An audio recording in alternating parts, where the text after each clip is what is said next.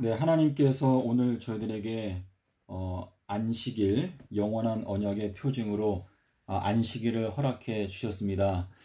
믿음의 형제자매 여러분, 오늘 하나님께서 저희들의 마음 가운데 그분의 생명의 말씀을 통해서 저희들의 마음 가운데 하늘의 양식을 내려주시고 우리가 말씀을 통해서 주님의 안식에 들어가게 되는 그러한 소중한 경험을 저희가 다 함께 하기를 바라면서 저희가 성경 말씀 연구를 시작하도록 하겠습니다. 저희가 오늘 이 시간에 살펴보고자 하는 하나님의 말씀은 예수님께서 이 재림하시게 될 때 나귀를 타고 오신다라고 하는 말씀에 대해서 저희가 사복음서에 있는 내용을 함께 살펴보면서 예수님의 뜻을 저희가 살펴보는 시간을 갖겠습니다. 자, 우리 계시록 12장 17절과 계시록 19장 10절에 보면은 예수님의 증거의 중요성에 대해서 간단하게 말씀을 하시고 있습니다. 자, 예수의 증거라고 하는 것은 이 마지막 때에 하나님의 구원을 받게 되는 남은 백성의 특징이다라고 이렇게 말씀을 하셨는데요. 우리가 주님의 은혜 가운데 들어가서 주님의 자녀로 선택을 받기 위해서는 반드시 저희가 간직해야 하는 것은 예수의 증거다라고 말씀을 하셨습니다. 자, 그래서 우리가 계시록 12장 17절에서 이제 용이 하나님의 남은 백성들과 전쟁을 하기 위해서 바다 모래 위에 서게 될 것이다 라고 말씀을 하실 때 그 하나님의 여자의 씨의 남은 자손의 특징은 첫 번째는 하나님의 계명을 지키고 두 번째는 예수의 증거를 가진 무리다 라고 말씀을 하셨습니다. 그래서 여러분께서 우리가 하나님을 섬길 때에 두 가지 조건이 충족이 돼야 우리가 남은 자손이 될 수 있다라고 하는 뜻인데, 여러분께서 기독교에 속해서 어느 교파에 있든지 여러분께서 지금까지 하나님의 율법에 대해서 어떻게 배워오셨든지 그거는 무시하시고 우리가 지금 계시록이라고 하는 것은 예수 그리스도의 계시입니다. 그래서 예수님은 우리들의 영원한 운명을 결정하시는 심판장이십니다. 그래서 하나님 아버지께서는 어느 누구도 심판하지 아니하시고 모든 심판의 책임을 100% 아들에게 맡기셨다라고 말했습니다. 그래서 요한복음 5장 22절에서 모든 심판하는 책임이 권한이 아들 되신 예수 그리스도께 있다라고 말씀하시고 있기 때문에 요한복음 12장 48절에 보면 예수님께서 분명히 말씀하시기를 나를 저버리고 나의 말을 받지 아니하는 사람을 심판하게 될 것인데 내가 한 말이 마지막 날에 그 사람을 심판하게 될 것이다 라고 말씀하셨기 때문에 여러분께서 목숨을 걸고 붙잡아야 되는 것은 바로 계시록 12장 17절에서 하나님의 남은 백성의 특징, 첫 번째는 하나님의 계명을 지키고 두 번째는 예수의 증거를 가진 자들이라고 말씀을 하셨습니다. 그래서 여러분께서 어느 교파에 상관없든지 이 마지막 때에는 저희들은 무조건 좁은 길로 들어가야 합니다. 그래서 여러분께서 마음 가운데 굳게 결심하시고 나는 오직 하나님의 계명을 지키고 그리고 예수의 증거를 간직하겠다. 저는 특별히 오늘 이 시간에 일요일을 성수하고 있는 개신교인들께 말씀을 드립니다. 여러분께서 진정으로 예수님의 자녀가 되기를 원한다면 지금까지 여러분께서 일요일을 지켜왔다 하더라도 과감하게 예수 그리스도를 따라가기로 결심을 하고 오늘부터 나는 예수님께서 말씀하신 안식일을 지키겠다라고 결심을 하십시오. 여러분께서 결정적인 변화, 결정적인 결심을 하지 아니하면 제가 여러분께 하나님 앞에서 두려운 마음으로 말씀을 드리는데요. 여러분들은 하나님의 나라에 결단코 들어갈 수 없게 될 것입니다. 그래서 예수의 증거, 예수님께서 요한복음 10장 27절에서 말씀하시기를 나의 양은 나의 음성을 듣는다 라고 말씀하셨는데 예수님께서 안식일을 제정하실 때 그 안식일은 사람을 위해서 만드셨습니다. 여러분과 저를 위해서 만들었는데 왜 예수님께서 만드신 그 안식일을 떠나서 사람이 만든 계명, 일요일을 지키고 왜 거짓된 길을 가십니까? 그 거짓된 길을 돌이키십시오. 우리들은 이 마지막 때에 좁은 길로 들어가기로 결심을 해야 합니다. 자, 우리 계시록 12장 17절과 그리고 계시록 19장 10절에 보시면 예수님의 증거는 예언의 영이다 라고 말씀하셨습니다.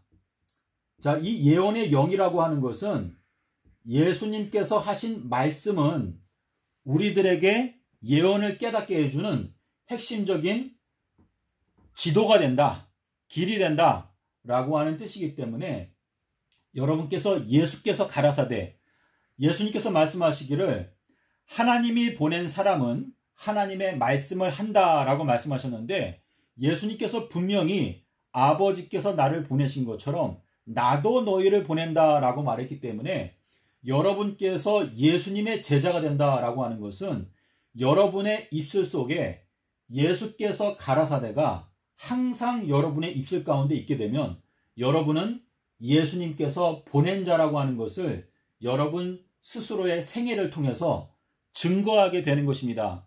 여러분이 만약에 여러분의 입술에 항상 사도 바울의 말을 높이게 된다, 그러면 여러분은 예수님의 종이 아니고 사도 바울의 종이다라고 하는 것을 증거하는 것인데, 우리가 예수께서 가라사대와 사도 바울이 가로대와는 차원이 다른 것입니다. 예수님께서 분명히 말씀하시기를 요한복음 5장 34절에서 나는 사람의 증거를 받지 않는다 라고 말씀하셨습니다. 그래서 예수님은 로고스이시기 때문에 예수님의 말씀은 영생의 말씀입니다.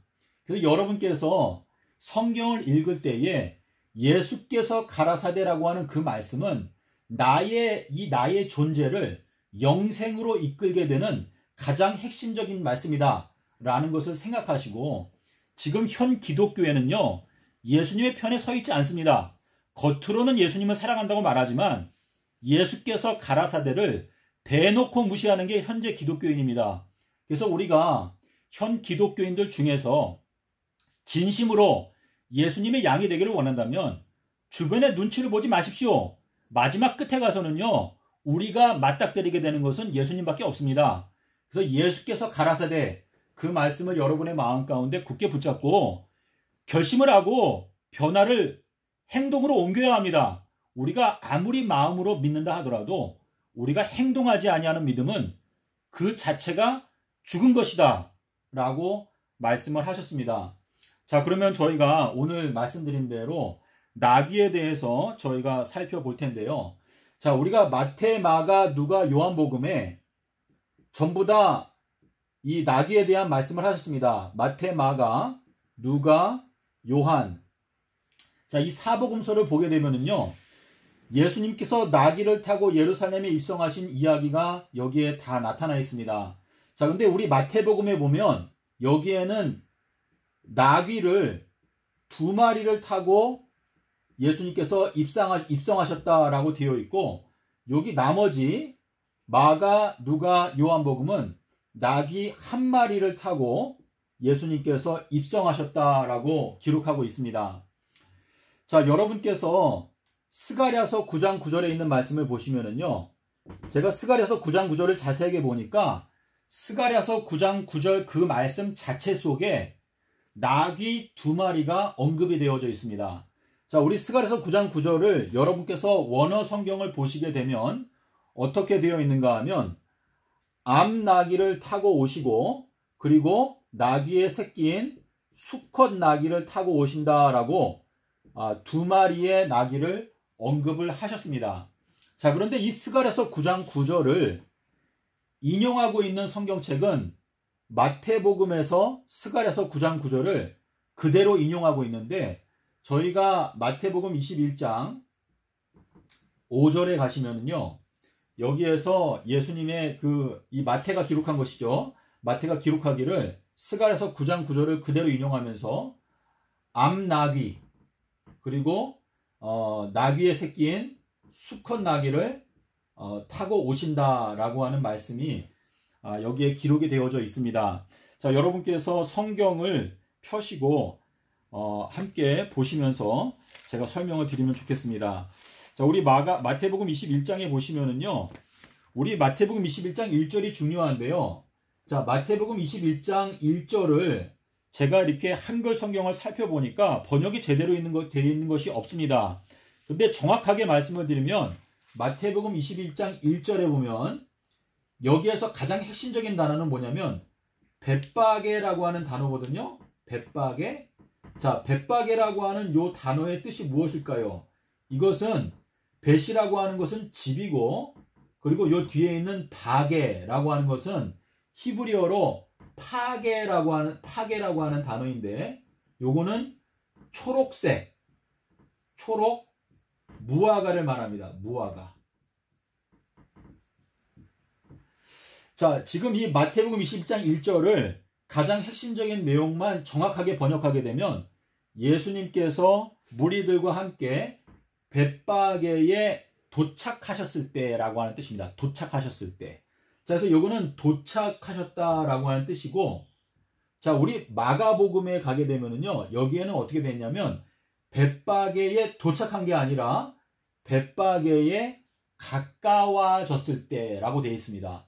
그래서 지금 우리가 마태복음에는 유일하게 나귀를 2마리를 타시는 내용이 나오는데, 마가, 누가, 요한복음에는 나귀가 1마리만 되어 있는데, 요 둘의 차이점은 어떻게 할 수 있는가 하면, 이 나귀 2마리를 타는 요 시간적인 배경은 벳바게에 도착하였을 때라고 되어 있습니다.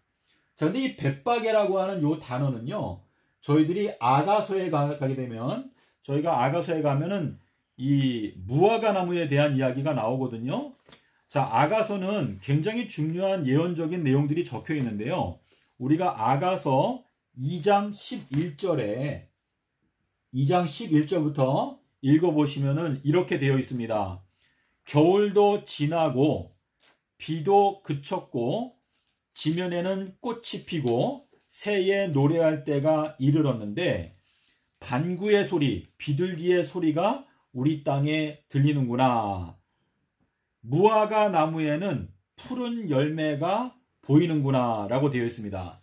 자, 지금 아가서 2장 11절에서 말씀하시는 것은 겨울이 지나갔고 비가 그쳤다 라고 말하고 있기 때문에 지금 비가 그치게 되는 시점은 우리가 예언을 연구한 결과 2023년도, 자, 2023년도 4월 1일부터는 이제 비가 오지 않습니다. 자, 그래서 비가 그친다. 자, 우리가 성경적으로 비라고 하는 것이 무엇이죠? 신명기 32장 2절에 보면 뭐라고 말씀하셨죠? 여호와의 말씀은 내리는 비다라고 이렇게 말씀을 하셨습니다. 자, 그런데 지금 비가 그친다. 그래서 여기 지금 2023년 4월 1일부터는 우리가 계시록 11장 3절부터 6절에 보시면은 뭐라고 되어 있죠? 두 증인이 어떻게 한다? 하늘을 닫아서. 자, 이 하늘을 닫는다라고 하는 표현과 열처녀에 비유해서 신랑이 오므로 예비되었던 자들은 신랑과 함께 잔치에 들어가고 문은 닫힌지라 라고 하는 표현과 같은 표현인데요. 여기에서 하늘을 닫고 비가 안 온다라고 하는 이 예언의 말씀이 성취될 때에는 사실상 하나님의 은혜가 기독교인들 가운데서 하나님의 은혜가 닫히게 되는 시점이 온다라고 하는 의미가 여기에 들어있는 것입니다. 근데 우리가 아가서 2장 11절에서 지금 비가 그치게 되면서 무엇이 보인다고 말하고 있죠? 푸른 무화과 열매가 보인다라고 말하고 있어요. 그래서 푸른 무화과 열매가 보인다라고 하는 것은 주님께서 이 푸른 무화과 열매가 이제 7년의 기간 동안에 익을 수 있도록 은혜를 허락하신다라고 하는 뜻입니다. 그래서 우리가 마가복음 11장에 우리가 이제 10절부터 읽어보시면은 주님께서 멀리서 무화과 나무를 보셨어요. 그리고 이제 무화과 나무 속에 열매가 있는지 보기 위해서 예수님께서 무화과 나무에 가까이 오셨는데 무화과 열매는 한 개도 없고 잎사귀만 무성한 것을 보시고 예수님께서 무화과 나무를 저주하셨습니다. 그래서 이 무화과 나무를 저주하신 날짜가 언제죠? 아비벌 11일이었습니다. 그리고 요 날은 일요일이었습니다. 자, 우리가 아는 대로 요 아비벌 10일에 해당되는 요 때가 2023년도가 될 것이거든요. 자, 그래서 아비벌 10일에 해당되는 것은 2022년도인데 이때가 바로 아비벌 10일이죠.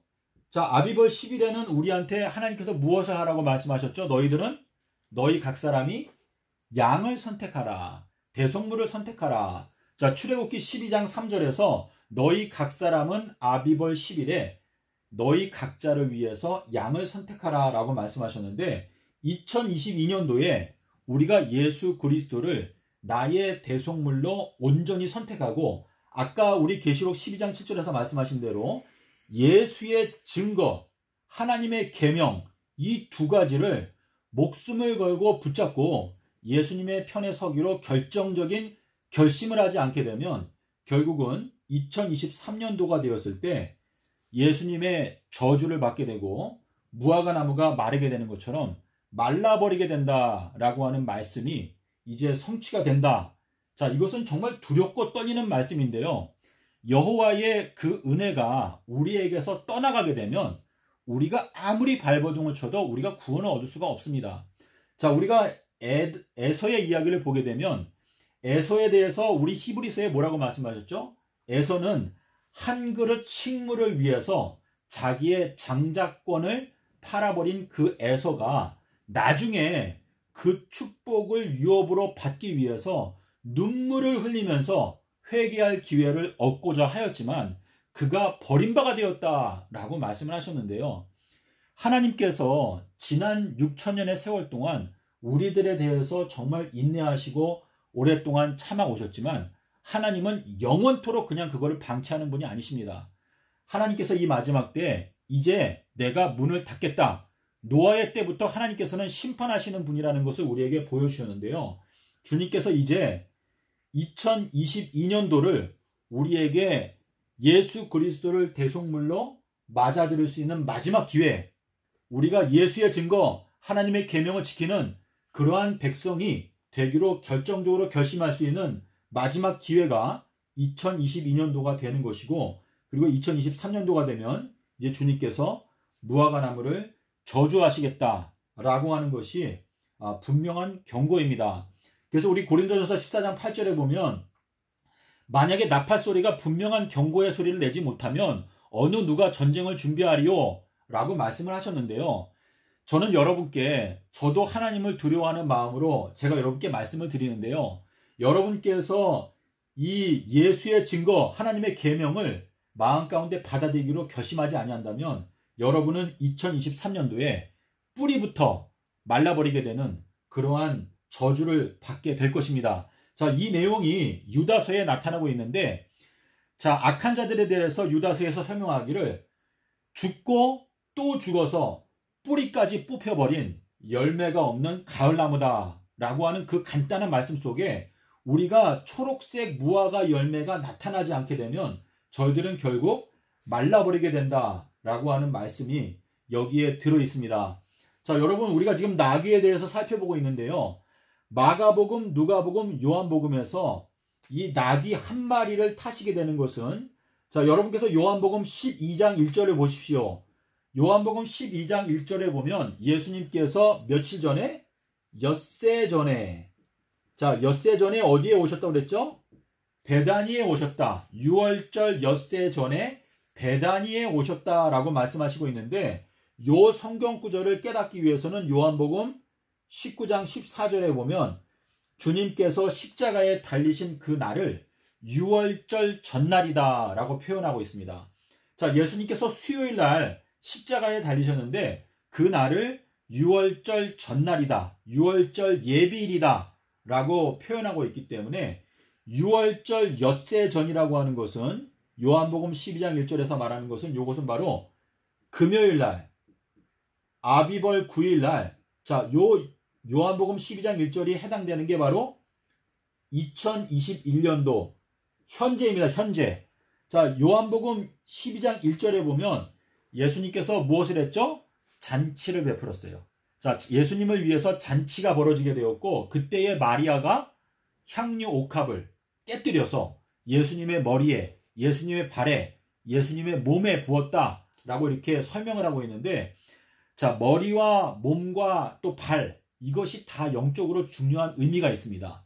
그래서 그 마리아가 감람유보다 더 귀한 기름을 예수님의 몸에 부었다라고 하는 것은 이 예수님의 몸된 교회에게 하나님께서 감람유보다 더 값진 기름을 주님의 자녀들에게 깨닫게 하시고 그 기름을 부어주신다라고 하는 그것은 이제 주님께서 선택하시는 적은 무리, 좁은 문으로 들어가게 되는 생명으로 인도하는 그 문으로 들어가는 적은 무리에게 주님께서 이제 영생의 말씀을 깨닫게 하심으로 말미암아 그들을 무장시키고 준비시켜 주신다라고 하는 뜻인데요. 이 2021년도가 주님의 잔치의 해인데 지금 벌써 8월 달이 되었습니다. 그래서 우리가 이 시간이라고 하는 것은 하나님의 속성을 나타내고 있습니다. 하나님의 이 시간은 빨리 가지도 않고 늦게 가지도 않지만 아주 엄숙하게 그 시간은 정확하게 지나갑니다. 그리고 그 시간이 지나가게 되면 그 시간은 결단코 다시 돌아오지 않는데 지금 주님께서 2021년도에 잔치를 베푸시고 너희들은 와서 나의 잔치에서 먹어라, 양식을 먹어라 라고 말씀을 하시고 있는데 우리가 이 중요한 시점에 다른 생각을 하면서 시간을 보내지 않았으면 좋겠습니다. 그래서 이 2021년도에 주님께서 나드 향기름을 우리에게 부어주시는 이유는 우리 마리아의 이야기를 보게 되면 그 여자 마리아가 내 몸에 향료를 발라준 이유는 뭐라고 그랬죠? 나의 장례를 위해서 했다라고 말씀하셨는데요. 우리들은 예수님을 따라가는 과정 속에서 우리들도 역시 십자가를 지고 예수님과 같은 그러한 희생의 경험을 해야 하는데 그 과정을 우리가 준비하기 위해서 주님께서 이 나드 향기름을 부어주신다라고 하는 의미가 되겠습니다. 그래서 우리 성도들이 이제 앞으로 십자가를 지고 십자가의 경험을 하게 되는 것은 2026년도부터 우리가 십자가의 경험을 하게 될 것인데요. 어제 어떤 분이 카톡으로 저한테 문자를 보냈는데 거기에 보니까 지금 현재 아프가니스탄이 지금 탈레반에 의해서 나라가 점령이 됐죠. 근데 제가 지도를 보니까 아프가니스탄이 나라가 굉장히 크더라고요. 근데 탈레반은 이슬람 무장단체예요. 이슬람 종교에 의해서 극단적인 정신을 갖고 생겨난 무장단체가 아프가니스탄 전체를 지금 이제 장악을 했는데 성경책, 스마트폰에 성경 말씀 앱이 있는 게 발견이 되면 그 사람을 그 자리에서 그냥 총살한다 라고 하는 것을 누가 저한테 카톡으로 보냈습니다. 자, 그래서 우리가 지금 예수 그리스도를 믿는 것은요, 이제 앞으로 사단이 우리 그리스도인들을 완전히 핍박하기 위해서 결심을 하고 있습니다. 그래서 우리가 이러한 정말 자, 느부갓네살 왕이 풀무불을 갖다가 몇 배를 더 뜨겁게 하라고 했죠? 7배를 더 뜨겁게 하라고 한 것은 이 마지막 때를 주님께서는 풀무불의 기간이다라고 말씀하시는 것은 주님께서 우리 주님의 자녀들을 금과 같이 정결하게 하기 위해서 이러한 환난들을 허락하시는 것인데 이것은 지난 세월에 비추어 봤을 때 7배나 더 뜨거운 풀무불이다 라고 말씀을 하시고 있거든요. 그래서 우리가 주님의 이 마지막 풀무불을 견디기 위해서는 우리가 철저하게 준비를 하고 하나님의 진리 위에 굳게 서기 위해서 결정적인 노력. 주님께서 우리에게 가장 큰 계명은 무엇이다? 마음과 목숨과 힘과 뜻을 다해서 너희가 하나님을 사랑하라 라고 이렇게 말씀하셨는데 그 최고한 계명을 지킬 때에 우리가 이 마지막 때에 7배가 더 뜨거운 풀무불을 우리가 통과하게 될 수 있을 것이다 라고 하는 생각이 듭니다. 자, 그래서 지금 여러분 제가 오늘 벳바게에 대해서 여러분께 말씀을 드리고 있는데요. 이 벳바게라고 하는 것은 2023년도 요때가 이제 벳바게에 도착하는 시점이거든요. 그래서 요 2023년도가 될 때에 주님께서 마태복음 21장에 보면 뭐라고 말씀하셨죠? 제자들을 보내시면서 너희가 가서 나귀 2마리를 끌고 와라 라고 말씀하셨습니다. 그래서 우리가 이 말씀을 이해할 수 있는 것은 지금 마가복음, 누가복음, 요한복음에서는 나귀를 1마리만 언급하고 있기 때문에 요 마가, 누가, 요한복음에서 말하는 것은 이제 2022년도에 주님께서 부르시는 엘리야를 언급하는 것이고 마태복음의 경우에는 2마리 나귀, 1마리는 암컷, 1마리는 수컷 이렇게 되어 있는데 요 마태복음에서 벳바게에 도착하였을 때 그때 주님께서 너희들은 가서 나귀 2마리를 끌고 와라 라고 말씀을 하셨기 때문에 지금 마태복음에 나타내는 나귀 2마리는 결국은 2023년도부터 부름을 받게 되는 두 증인을 가리키는 것이다 라고 하는 생각을 하게 되었습니다.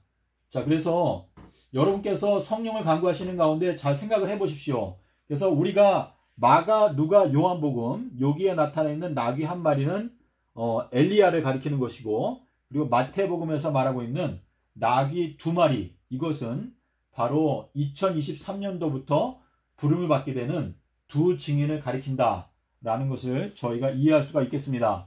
자, 우리 스가랴서 9장 9절에 보면은 여기에서 말씀하시기를, 지금 여러분께서 원어 성경을 보시게 되면은요, 여기 스가랴서 9장 9절에 어떻게 되어 있는가 하면 나귀의 새끼, 나귀의 수컷 새끼를 타고 오신다라고 이렇게 되어 있습니다. 자, 요 내용을 여러분께서 원어 성경으로 보시게 되면 요 앞에 있는 요 암나귀, 요거는 이제 암컷 나귀거든요. 요 뒤에 수컷 새끼는, 수컷 나귀는 요거는 이제 수컷인데, 원어 성경을 보면 요 암나귀는 풀무불이라고 하는 단어입니다. 풀무불. 그리고 뒤에 있는 수컷 새끼는 요거는 순찰자라고 하는 단어입니다. 순찰자. 자, 여기 우리 풀무불이라고 하는 요 단어는요, 우리가 다니엘서 3장 제 기억으로 19절로 기억하는데, 자, 풀무불이라고 하는 요 단어를 보면은 풀무불을 너희가 7배를 뜨겁게 하라 라고 하는 게 여기 나오고요.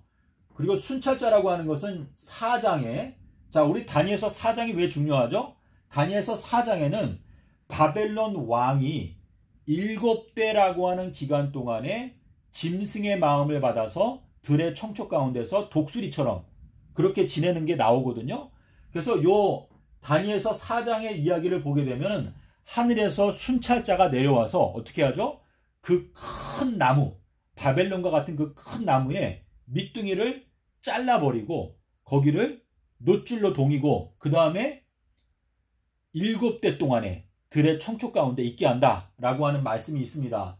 자, 그런데 지금 요 순찰자라고 하는 요 단어가 수컷 나귀 새끼라고 하는 단어와 같은 단어이고, 그리고 암컷 나귀는 풀무불이라고 하는 단어인데, 우리가 지금 알 수 있는 것은 스가랴서 9장 9절에서 나귀를 타고 주님께서 오신다라고 하는 이 말씀은 풀무불의 아들인 순찰자를 타고 오신다라고 하는 뜻인데, 자, 우리 여기 다니엘서 4장의 이야기를 보게 되면 어떻게 되어 있죠?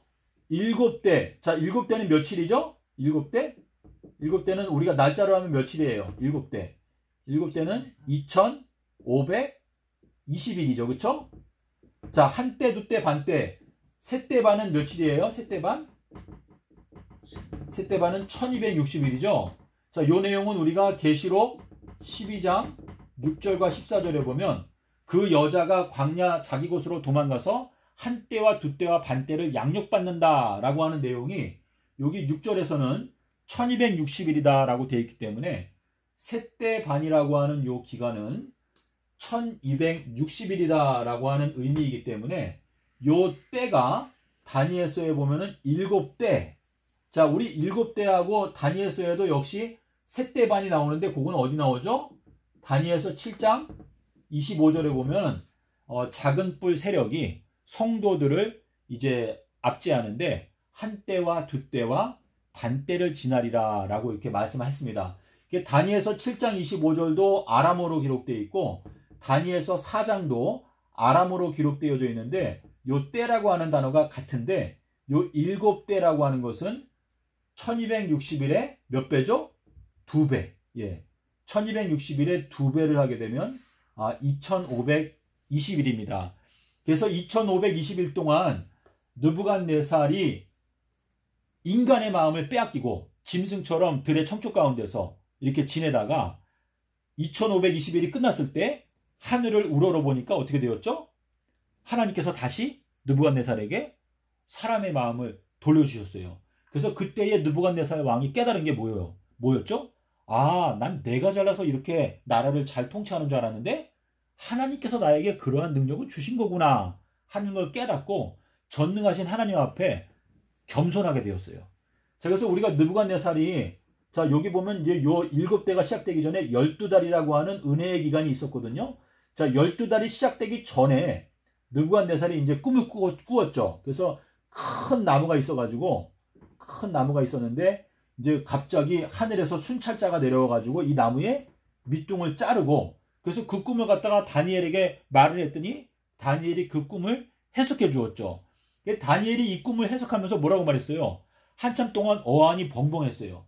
그러면서 다니엘이 왕에게 말하기를, 왕이시여, 이 두려운 일은 왕에게 임할 것이 아니고 왕의 원수에게 임했으면 좋겠습니다 라고 설명을 하면서, 왕이시여, 왕께서 공의를 행하고 백성들을 사랑하고 의롭게 행하신다면 혹시 하나님께서 이 심판을 왕에게 내리지 않으실 겁니다 라고 말을 했는데, 그 꿈을 꾸고 나서 12달이 지나가는 동안에 느부갓네살의 마음이 다시 교만하게 되었어요. 그래서 12달이라고 하는 요 기간이 지나고 나서 느부갓네살이 자기의 나라를 보면서 자기가 교만해져서, 아, 이 나라는 내가 이룩한 것이다 라고 이렇게 자랑을 할 때에 갑자기 하늘에서 소리가 났죠. 느부갓네살아, 너의 위가 너에게서 떠났다 라고 하는 말이 들리는 순간에 느부갓네살의 마음 가운데 있는 하나님의 영이 떠나가게 되었고, 느부갓네살이 7대 동안에 짐승으로 지냈습니다. 근데 이것은 이 마지막 때에 재림전 7년 동안에 이루어지는 예언을 설명하고 있는 것인데, 제가 여러분께 설명드린 대로 지금 2023년도가 되면은요, 느부갓네살에게 임했던 그것이 이제 이 땅에 있는 열매 맺지 아니하는 기독교인들에게 임한다 라고 하는 뜻이 되기 때문에 2023년도가 되었을 때 잎사귀만 무성하고 초록색 무화과 열매, 파괴가 보이지 아니하는 그러한 사람들은 예수님께서 이제 저주하시게 되면 뿌리부터 다 말라버리게 된다 라고 하는 말씀이 성취가 될 때에, 그때에는 하나님의 성령이 떠나기 때문에 우리가 영원히 멸망받을 수밖에 없는 흑암 가운데 갇히게 되는 그러한 두려운 사건이 오게 된다라고 하는 의미가 되겠습니다.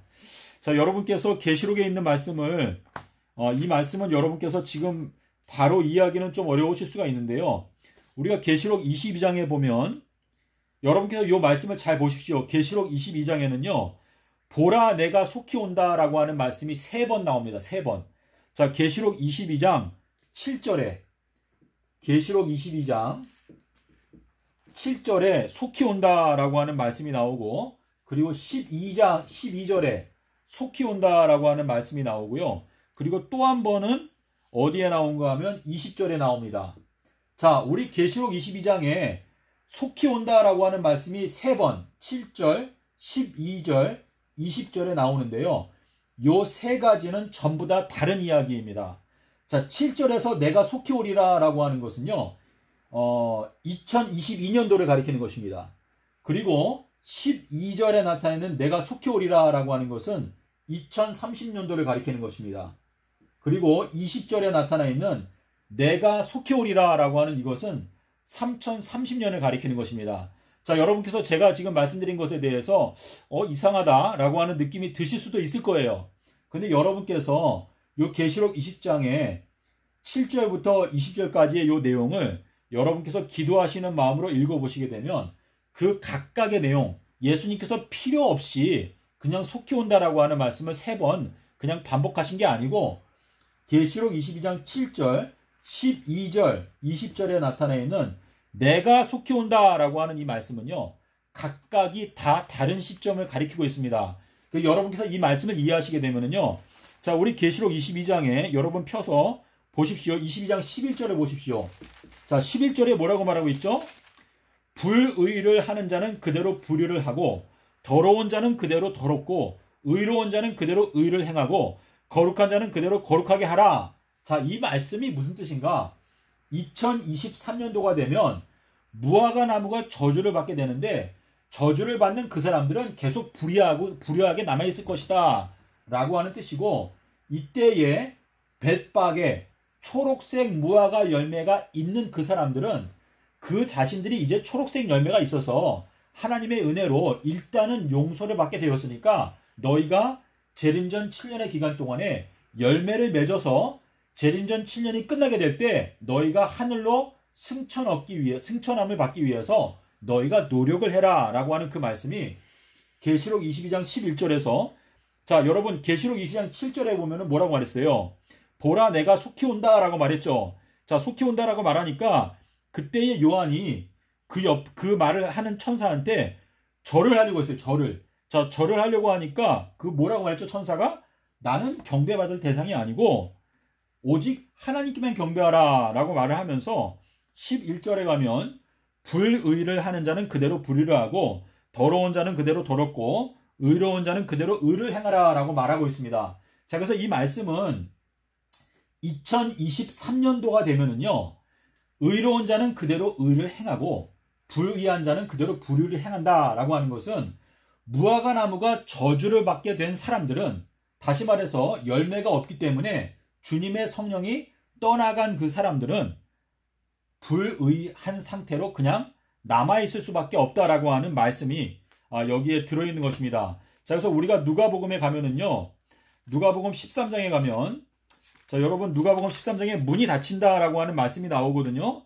누가복음 13장에 25절에 집 주인이 일어나서 문을 한번 닫은 후에 너희가 밖에 서서 문을 두드리며 주여 열어주소서 하면 저가 대답하여 가로되 나는 너희가 어디로서 온 자인지 알지 못하노라 하리니 라고 말씀하시고 있습니다. 자, 믿음의 형제자매 여러분, 제가 여러분께 더 드릴 말씀이 많이 있는데요. 지금 현재로서 여러분께서 이 경고의 말씀을 마음 가운데 진실된 마음으로 받고 주님의 이 시간표를 알고 이 때에 맞게 움직이시기를 바랍니다. 자, 마태복음 24장에서 말하기를 지혜롭고 충성스러운 청지기가 되어서 그 집 주인에 맡겨진 사람들에게 때를 따라서 양식을 나누어 줄 자가 누구냐라고 말씀을 하셨는데요. 여러분께서 예수의 증거를 자세하게 살피게 되면 예수님께서 갖고 계시는 계획을 다 알 수가 있습니다. 그리고 이제 우리가 지금 2022년도까지 우리가 죄 용서를 얻게 하는 회개의 침례를 받지 아니하면 저희들은 결국 흑암 가운데 갇히게 되고 불의한 상태에 남아있을 수밖에 없는 운명에 빠지게 된다라고 하는 의미가 되겠습니다. 자, 믿음의 형제자매 여러분, 요한일서 5장 9절에 보시면은요, 요한은 우레의 아들이다 라고 말씀하셨기 때문에 요한이 기록한 요한일서 5장 9절은요, 천둥소리와 같은 것을 여러분께서 생각하고 들으셔야 합니다. 자, 우리 계시록 4장 5절에 보면 뭐라고 말했죠? 하나님의 보좌에서 나오는 것이 뭐라고 말했어요? 하나님의 보좌에서 나오는 것은 번개, 그쵸? 그리고 뇌성, 그리고 음성. 자, 하나님의 보좌에서 흘러나오는 것은 번개, 뇌성, 음성이 흘러나온다라고 말했는데 요한과 야고보를 예수님께서 우레의 아들이다, 뇌성의 아들이다 라고 말씀하셨기 때문에 요한일서 5장 9절에 기록되어 있는 이 말씀은요, 주님의 보좌에서 흘러나오는 음성이나 다름이 없습니다. 자, 요한일서 5장 9절에 뭐라고 말씀하셨는가 하면 너희들이 이 땅에서 살면서 때때로 사람의 증거를 받아들이고 그 사람의 증거를 믿는 경우도 있지만 하나님의 증거는 더욱 크도다 라고 말씀하셨습니다. 그래서 지금 현재 현 기독교회는요 99.99%가 전부 다 적그리스도의 편에 서 있습니다. 요한일서 2장 21절에 보시면은요, 요한이 말하기를, 자, 뇌성, 우레의 아들인 요한이 말하기를 적그리스도는 무엇이냐? 아버지와 아들을 부인하는 자가 곧 적그리스도다 라고 말씀하셨는데 아버지께서 증거하시기를 너희들은 내 사랑하는 나의 아들의 말을 들어라. 여러분은 예수의 증거를 들으셔야 합니다. 사도 바울의 음성이 여러분을 구원하지 못합니다. 예수의 증거를 들어야 합니다. 그래서 요한일서 2장 22절에서 적그리스도는 딱 두 가지 조건을 충족해야 하는데 아버지를 부인하고 그리고 아들을 부인하는 자가 적그리스도다라고 말하고 있습니다. 자, 아버지와 아들은 요한복음 8장에서 뭐라고 말씀하시는가 하면 두 증인이다라고 말했어요. 두 증인. 그래서 이 마지막 때에도 두 증인의 증거 때문에 기독교의 전체가 망하게 될 것입니다. 그래서 두 증인의 증거, 그것이 아버지와 아들의 증기가 두 증인의 증거인데, 이제 2023년도부터 시작되는 두 증인의 활동은요, 결국은 예수의 증거를 증거하는 것이 이 두 증인의 증거가 될 것이거든요. 그래서 예수께서 증거하시기를 뭐라고 말했죠? 인자의 표. 자, 이 인자라고 하는 건 뭐죠? 인자? 인자는 사람의 씨앗이다라는 뜻이에요. 사람의 씨앗이다. 그래서 사람의 씨앗이 될 것이냐, 아니면 짐승의 씨앗이 될 것이냐, 이 둘 중에 하나인데, 인자의 표, 사람의 씨가 되는 표는 바로 삼낮 삼밤 땅속에서밖에 없다라고 이렇게 말씀하셨는데요. 여러분께서 이 마지막 때에 좁은 문으로 들어가기로 결심을 한다는 것은 예수의 증거, 그리고 아버지의 증거, 아버지께서는 다른 말씀 안 하셨어요. 너희들은 내 아들의 말을 들어라. 사도 바울에 대해서 언급도 안 하셨어요. 그래서 주님께서는 너희들은 나의 사랑하는 내 아들의 말을 들어라. 아들은 인자가 되셨다. 사람의 씨앗이 되셨다. 라고 요한복음 5장 27절에서 말씀하셨고요. 인자의 표는 삼낮 삼밤 땅속에서밖에 없다. 라고 이렇게 말씀하셨습니다. 주님께서 우리들에게 이 마지막 때 너희들이 전도하기 위해서 두씩 짝을 지어서 나가라. 라고 말씀하실 때 너희들이 무엇만 가지고 가라고 했죠? 지팡이. 예, 지팡이만 가지고 가라. 라고 말씀하셨는데요. 이 지팡이라고 하는 것은 주님의 고든 지팡이. 자, 이 고든 지팡이는 주님께서 말씀하시는 삼낮 삼밤 땅속에서 주의 길을 곧게 하라. 요한복음 1장 23절에서 말씀하셨거든요. 그래서 우리가 이 마지막 때에 주님께서 우리의 사명을 아주 구체적으로 분명하게 말씀하시는데, 이 마지막 때 주님의 자녀들의 사명은 딱 한 가지. 등불을 높이 들어라. 등불은 침례 요한이다. 침례 요한이 전파했던 것은 주의 길을 곧게 하라라고 하는 기별인데, 그 고든 것은 바로 주님의 지팡이이다. 삼낮 삼밤 땅속에서다. 라고 이렇게 말씀하시고 있습니다. 자, 믿음의 형제자매 여러분, 하나님께서 이 마지막 때 여러분과 저에게 주님의 권능으로 우리 각자에게 사명을 맡기실 것입니다. 근데 이 사명을 우리가 감당하기 위해서 우리가 주님의 각각의 지체로서 이제 우리의 역할을 감당해야 하는데, 주님께서 여러분 중에서 나귀도 부르실 것이고, 암컷 나귀도 부르실 것이고, 수컷 나귀도 부르실 것이고, 소도 부를 것이고, 잃어버린 양도 부르실 것이고, 여러 주님의 자녀들을 부르실 것인데, 우리 모두의 사명은 무엇인가? 주님께서 누가복음에서 말씀하시기를 너희들은 허리에 띠를 띠고 등불을 들고 서 있으라. 예, 어렵지 않죠? 간단합니다. 주님께서는 너희들은 요한복음 5장 35절에서 말씀하시기를 침례 요한은 켜서 비치는 등불이다. 그래서 우리가 이 마지막 때에 침례 요한의 기별, 주의 길을 곧게 하라. 너희들은 물 침례를 받고 회개를 하라. 예수님은 하나님의 아들이다. 이것이 침례 요한이 전했던 핵심적인 기별이거든요. 그래서 우리가 이 기별을 높이 들 때 잃어버린 드라크마를 찾을 수 있다라고 하는 것을 주님께서 말씀하셨습니다. 저희들의 사명은 무엇인가? 잃어버린 양을 찾는 것입니다. 너희들은 이방인에게도 가지 말고 사마리아인에게도 가지 말고 잃어버린 이스라엘에 속해 있는 양들을 찾으러 가라 라고 말씀하셨는데, 이 잃어버린 양은 등불을 켜야 찾을 수 있다라는 것을 예수님께서 비유 속에서 잃어버린 드라크마를 찾기 위해서는 등불을 켜야 그 잃어버린 드라크마를 찾게 될 수 있다라고 말했는데요. 여러분께서 이 마지막 때 이 전 세계에 주님의 잃어버린 양이 있는데, 양이 아니고 염소인 사람들은 우리가 볼 것이 아니고 우리들은 양을 찾아야 하는데, 잃어버린 그 양을 찾기 위해서는 등불을 높이 들어라. 근데 그 등불은 침례 요한의 기별이고, 침례 요한의 기별에서 나오는 것이 무엇이다? 번개라고 말씀하셨습니다. 번개. 누가복음 11장 36절을 여러분께서 원어 성경을 보면은요, 등불에서 비쳐나오는 그 번개빛을 너희가 마음 가운데 잃어버리지 않고 간직하기 위해서 노력을 하라 라고 이렇게 말씀을 하셨습니다. 그래서 우리는 7교회 그리고 2 증인 전부 다 등경이라고 말씀하셨습니다. 등경. 여기서 여러분께서 이 말씀을 확실하게 마음 가운데 새기고, 자, 우리 계시록 1장 20절에 보면 7교회는 7 등경이다. 자, 등경이 존재하는 사명의 이유가 뭐죠? 등경은 등불을 들기 위해서 존재하는 것입니다. 그래서 7 교회의 사명은 침례 요한의 기별을 하늘 높이 드는 것이 사명이다. 그리고 계시록 11장 4절에 보면 두 증인은 두 등경이다 라고 말씀하셨습니다. 그래서 이 마지막 때 구원을 얻게 되는 주님의 자녀들의 사명은 전부 다 예수님께서 가장 높은 칭찬을 아끼지 않았던 침례 요한. 자, 침례 요한은 여자가 낳은 자 중에서 가장 위대한 자이고 선지자보다도 나은 자이고 그가 바로 엘리야다라고 말씀하셨기 때문에 우리가 이 마지막 때에 엘리야의 사명을 감당한다라고 하는 것은 침례 요한의 사명을 우리가 깨닫고 전파할 때 우리 각자가 엘리야의 사명을 감당하게 되는 것입니다.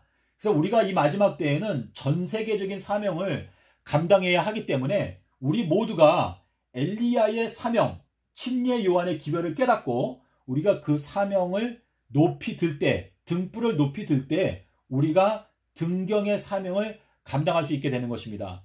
자, 주님께서 내가 너의 등경을 너의 자리에서 옮기겠다 라고 하는 말씀을 왜 하실까요?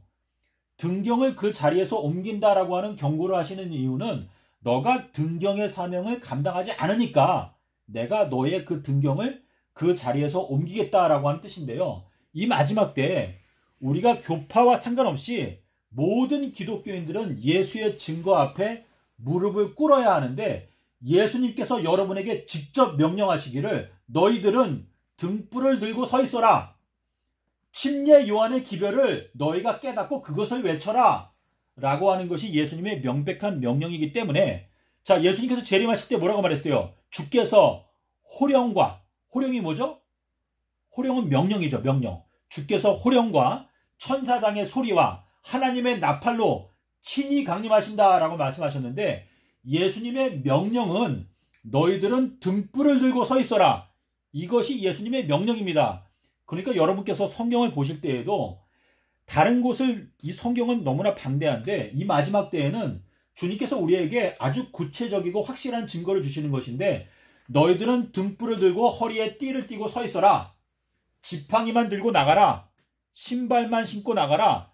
전대나 그 외에 두벌 옷도 필요 없고 지팡이 1개, 신발 1켤레만 들고 나가라. 자, 신발은 무엇이죠? 신발은 평화에 예비한 신이다. 자, 평화라고 하는 것이 히브리어로 뭐죠? 평화는 샬롬, 살렘입니다. 살렘. 그래서 이 살렘이라고 하는 것은 3030년도에 새 예루살렘이 완성이 된다. 이것이 평화의 기별인데 그 평화에 속해 있는 예언의 기별, 그거를 우리가 그 신발을 신고 나가서 지팡이만 들고 우리가 온 세상을 이제 진리의 말씀으로 밝혀야 한다라고 하는 것인데 이 지팡이가 결국은 등불 기별이다라는 것을 우리가 마음 가운데 생각하시면서 믿음의 형제자매 여러분, 예수님께서 말씀하시기를 내가 이 땅에 불을 던지러 왔다라고 말했습니다. 자, 그런데 이 불이 붙지 않기 때문에 예수님께서 마음 가운데 항상 마음 가운데 정말 간절한 마음으로 정말 간절하게 이렇게 기다리시고 마음에 정말 고민을 하셨는데요. 주님께서 이 마지막 때 저희들에게 똑같이 말씀하시는 것이거든요. 우리가 주님께서 우리의 마음 가운데 불을 던지러 오셨는데 그 불이 붙어야 이 세상이 주님의 말씀으로 환하게 빛나게 될 것이거든요.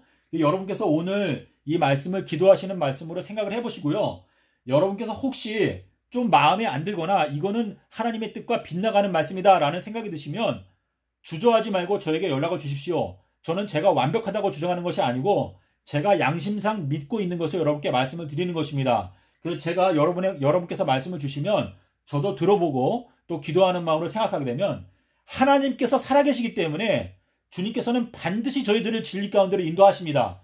그래서 우리가 마음 가운데 순결한 소망을 갖고 진리의 말씀을 알고자 하는 순결한 소망만 있으면 주님께서는 결정적으로 저희들을 온전한 진리 가운데로 인도하시는 살아계시는 하나님이기 때문에 우리가 열린 마음으로 하나님의 말씀을 살피고 베레아 사람들처럼 하나님의 뜻이 무엇인가 우리가 깨닫기 위해서 대화하고 노력하게 된다면 하나님께서 저희들을 통해서 하나님의 기뻐하시는 뜻을 이루어 주실 것이라 라고 저는 믿습니다. 자, 제가 영상을 마치면서 오늘 여러분 이 말씀을 이해하시니까 가장 중요한 것은 이 나귀에 관한 것인데요. 벳박에 도착했다라고 하는 것은 마태복음밖에 없고 마가복음, 누가복음에서는 벳박에 베단이 근처에 왔을 때에 제자들을 보냈다라고 말했습니다. 자, 벳바게와 베단이 근처에 왔을 때 보내면서 말씀하신 것은 너희들은 가서 나귀 한 마리를 끌고 와라 라고 말했어요. 자, 그래서 이 벳바게에 도착했을 때 명령하신 것은 2마리의 나귀를 끌고 와라 라고 말씀하셨고, 벳바게와 베단이 근처에 오셨을 때 명령하신 것은 누가복음하고 마가복음에서 너희들은 가서 나귀 한 마리를 끌고 와라 라고 말씀하셨기 때문에, 마가복음, 누가복음에서 말씀하시는 것은 이 한 마리 나귀 새끼, 그래서 이것은 2022년도를 가리키는 것이고, 나귀 2마리의 경우에는 2023년도부터 이제 2026년도까지 활동하게 되는 두 증인을 불러와라 라고 하는 뜻인데, 제가 이해하기에는 지금 두 증인의 경우에는 한 사람은 남자, 한 사람은 여자를 부르시는 것이다 라고 제가 마음 가운데 생각을 하고 있습니다. 자, 오늘은 여기까지 우리가 성경 연구를 마치도록 하겠습니다. 주님의 은혜가 여러분과 함께 하시기를 바라며 감사합니다.